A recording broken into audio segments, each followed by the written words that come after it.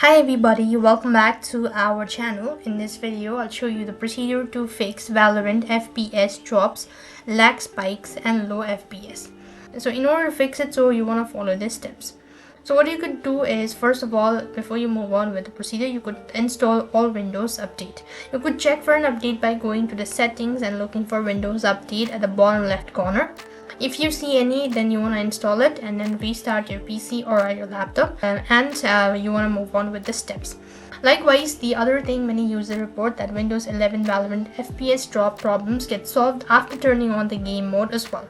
In order to turn on the game mode, you want to click the start menu from the taskbar and select settings. So once you then you want to go ahead and select gaming from the left hand side panel and click on gaming mode on. Once you've done it, that should be able to help you out. Now likewise, what you could also do is you could also lower the game or lower the in-game graphics settings. For that, what you have to do is you simply want to go ahead and launch the Valorant and go to the video tab from the top menu. Afterwards, select graphic quality and make sure that the multi-thread rendering feature is on. The next thing you want to do is update your graphic card. For that, you want to open up your device manager.